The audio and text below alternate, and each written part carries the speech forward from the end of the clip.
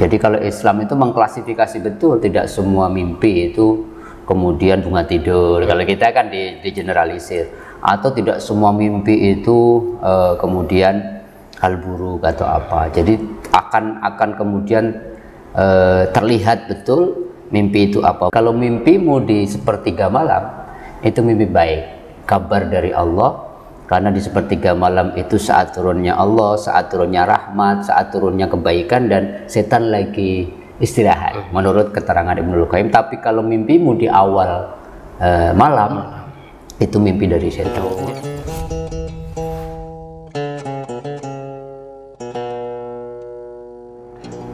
Assalamualaikum warahmatullahi wabarakatuh. Kita berjumpa kembali di channel Tauhid Cinta. Kali ini kita akan membahas mengenai tafsir mimpi. Ya, setiap kita pasti pernah bermimpi. Ya, bagi sebagian orang mimpi adalah bunga tidur. Tapi juga bagi sebagian lain mimpi adalah sebuah pertanda baik maupun buruk gitu. Nah, bagaimana Islam memandang tafsir mimpi? Saya akan membincangkan ini dengan Ustadz Mukhlisin Aziz. Beliau adalah pembina di channel Tauhid Cinta ini dan dosen di Institut Ilmu Al-Quran atau IIKI. Assalamualaikum Ustadz. Assalamualaikum warahmatullahi wabarakatuh. Nah, ini kan ada siapa ya, kalau ini Freud ya, Sigmund Freud itu menulis buku tentang The Interpretations of Dreams gitu, tafsir mimpi. Freud ini adalah bapak psikoanalisis. Ya, dia mengatakan bahwa semua mimpi itu berharga, bermakna gitu. Ya ada, ya kita mesti menafsirkannya kira-kira gitu ya. Jadi mimpi menurut dia adalah kumpulan dari harapan, keputusasaan, hasrat yang tidak terpenuhi mungkin ya. Ya juga apa cita-cita kita yang terpendam gitu. Dan juga mungkin ya keputusasaan kita terhadap sesuatu itu akhirnya muncul dalam mimpi.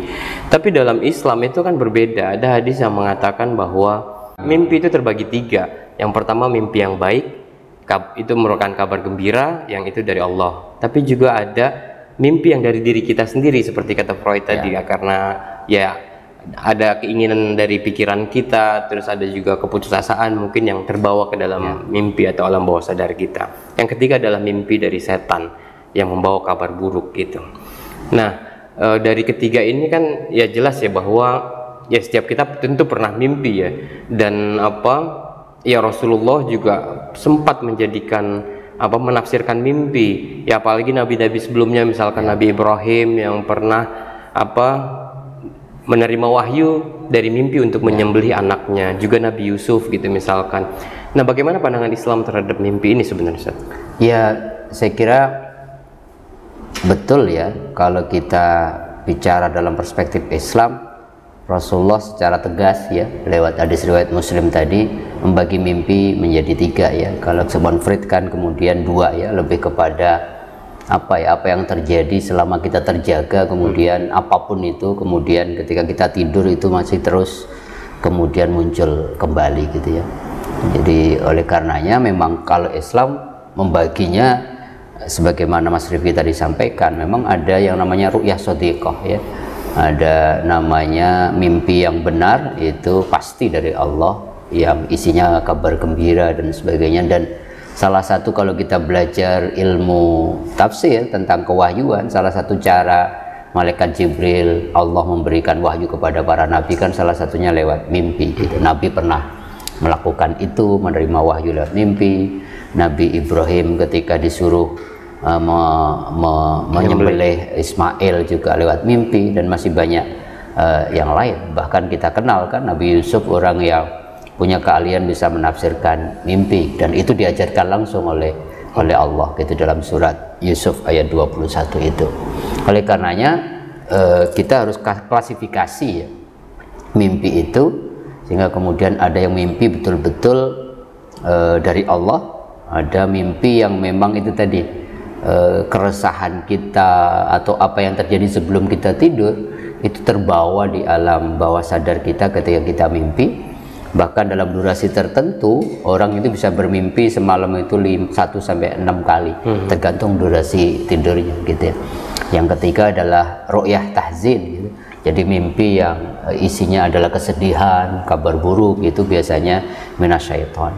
Tetapi kemudian yang menarik, Rasulullah memberikan kita arahan, panduan. Kalau mimpi yang ketiga ini, barang siapa bermimpi tentang kesedihan, tentang hal-hal buruk gitu, Rasulullah bilang jangan kau ceritakan kepada orang lain, tetapi segera berdiri dan kemudian sholat.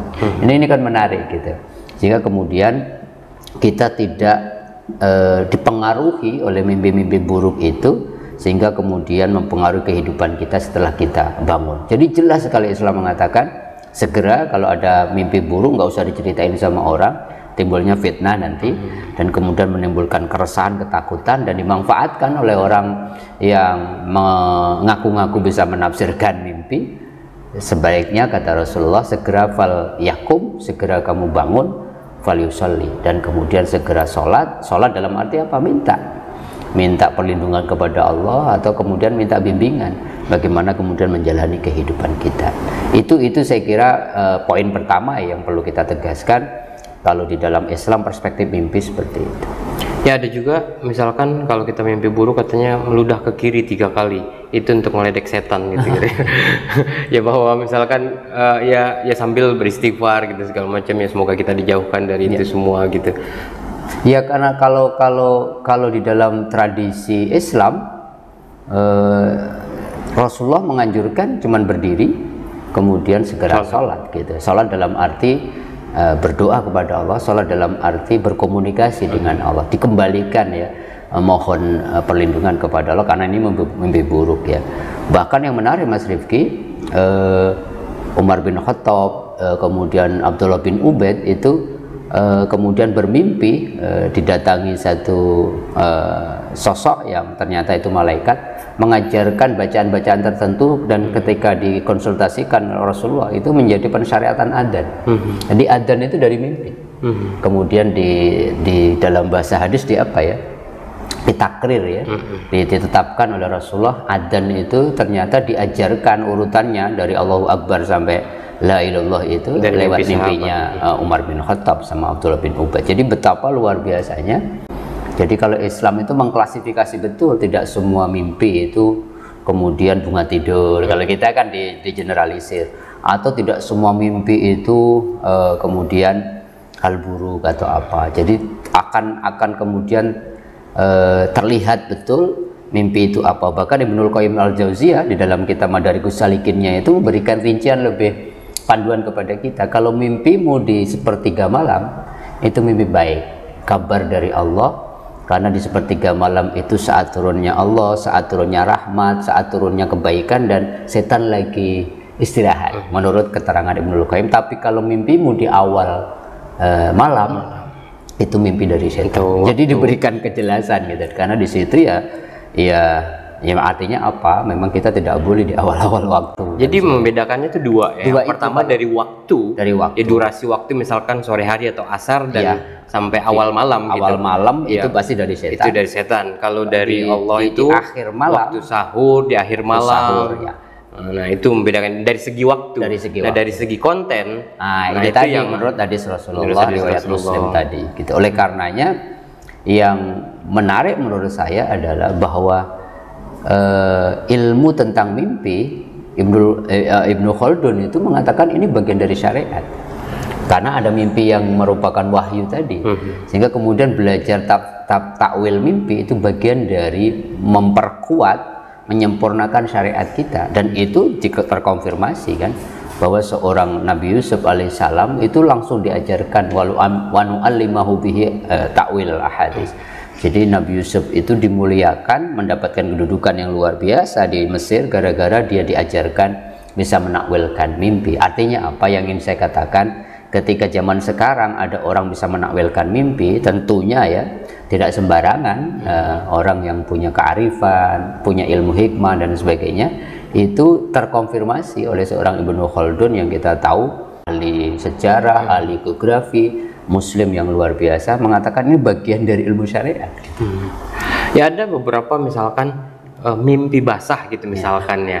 Itu kan menandakan orang untuk sebagai akil balik gitu. Ya padahal mimpi basah itu kan juga kita nggak tahu, tiba-tiba datang mungkin saja, atau berangkat dari hasrat atau keinginan kita yang ini gitu ya. Ada juga misalkan orang yang habis istikharah, sholat istikharah atau sholat hajat, itu jawabannya juga melalui mimpi. Jadi peran mimpi sebenarnya ya luar biasa juga ya, bisa menandakan orang akil balik, juga bisa menandakan petunjuk gitu. Banyak versi, makanya kan mimpi bisa bagian dari cara Allah memberikan wahyu.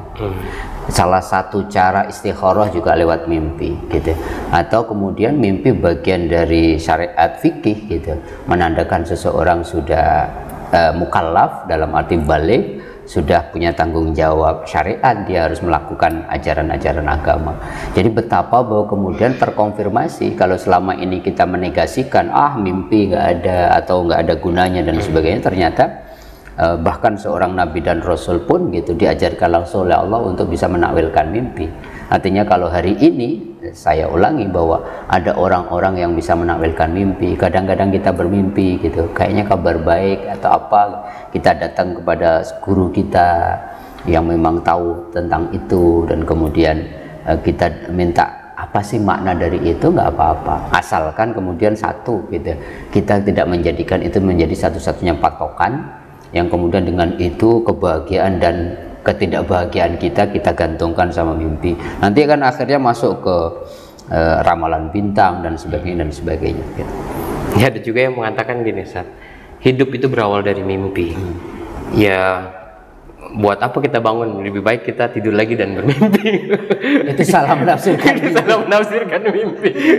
Ini kan hope ya, ada dream dalam arti keinginan orang. Nanti bangun lagi tidur lagi. Ini Mbak Surip. Ya, untuk bagaimana mempertahankan mimpi. Salah memaknai mimpi. Tapi gini ya Ustaz ya, bahwa ya kadang-kadang ya kalau menurut Freud gitu, alam bawah sadar kita atau itu kan kita suatu yang begitu dalam, begitu luas, yang bisa jadi banyak ketidaksadaran kita itu muncul dari situ gitu. Banyak penyakit kita juga lantaran hal itu yang banyak dipendam segala macam gitu. Nah, mimpi itu kan juga bagian dari dari itu tadi ya. Nah, bagaimana sih kalau kita misalkan pengen ini gini, kadang-kadang kan saya pengen mimpi dengan orang tua yang sudah meninggal gitu, atau kalau kita lagi ta'aruf atau gitu, kita pengen mimpi dengan si A gitu ya. Nah, itu boleh nggak sih, atau memang ada doa-doanya atau ada amalannya gitu, Ustaz? Rasulullah hanya memberikan batasan ya, barang siapa bermimpi ketemu aku, itu pasti aku. Karena tidak ada yang bisa menyerupai aku, siapapun gitu. Artinya apa? Rasulullah hanya memberikan konfirmasi ketika kita bermimpi ketemu orang, itu bisa jadi setan atau jin yang menyerupai gitu. Oleh karena di dalam Islam, mimpi itu akan ditentukan oleh kesiapan kita sebelum tidur. Maka Rasulullah mengajarkan syariat ketika kita mau tidur, dianjurkan dalam kondisi berwudu, dengan dianjurkan kemudian membaca dua surat perlindungan, agar jangan sampai mimpi kontennya ketiga, mimpi kesedihan yang dari setan itu masuk. Dan Rasulullah mengatakan barang siapa menjelang tidurnya membaca dua surat muta'awidatain, surat Al-Falaq sama surat An-Nas, kemudian ditiupkan kedua telapak tangannya, kemudian diusap dengan kedua telapak tangannya dengan seluruh tubuh yang bisa dijangkau. Janji Rasulullah lewat hadis ini, Allah akan datangkan malaikat yang menjaganya sampai dia bangun. Artinya apa? Itu kan bagian dari cara kita memprotek diri dari mimpi yang ketiga terutama. Nah, mimpi yang kedua itu kan mimpi yang tidak bisa dikelola dalam konteks apa? Ketika kita alam sadarnya tertidur, maka alam bawah sadar itu yang muncul. Kebanyakan mimpi kan yang kedua sebenarnya kan, mimpi yang sebenarnya bagian dari apa yang terjadi sebelum tidur. Maka ada orang-orang nightmare gitu ya, orang yang mimpi buruk itu kan karena memang kehidupannya terakumulasi kejadian-kejadian yang tidak mengenakan, sehingga kemudian ketika dia tidur itu muncul semua menjadi bagian yang menguasai. Ketika kesadarannya tidak tertidur, maka alam bawah sadarnya itu yang muncul. Nah, itu kan oleh karenanya Sigmund Freud kan lebih melihat pada psikologi, bagaimana kemudian di dalam ranah itu kemudian muncul semua itu. Dari situ maka kemudian diterapi kan, mimpinya apa, berarti secara psikologi ada problem-problem psikologi yang mesti dideteksi. Untuk mendeteksinya dari mimpi-mimpi yang dilakukan baru diterapi dengan itu. Tetapi Sigmund Freud ternyata tidak masuk ke wilayah yang lebih spiritual gitu ya, yang mimpi memang betul-betul al-busyra, kabar gembira, dan ini ilham, ini petunjuk. Para wali gitu ya, para kekasih Allah itu masuk lebih banyak ke mimpi yang pertama, yang kontennya betul-betul kalau bahasa kita itu sebenarnya wahyu, langsung hidayah dari Allah. Cuman kan kalau kita klasifikasi kan, kalau wahyu hanya khusus Rasul, kalau wali karomah dan sebagainya. Kalau wahyu dalam arti umum kan semuanya wahyu itu lewat mimpi. Nah terakhir ya Ustaz, bagaimana kita bisa mimpi bertemu Rasulullah? Ya apakah ada amalan-amalan tertentu atau memang yaitu sesuatu ya kita chosen gitu, kita terpilih untuk bertemu Rasulullah dalam mimpi? Memang ada beberapa syariat ya yang diajarkan oleh para ulama. Kita sholat 2 rakaat, kemudian baca sholawat, dan ada amalan-amalan tertentu. Kayaknya di channel kita yang sebelumnya itu sudah kita sampaikan ya.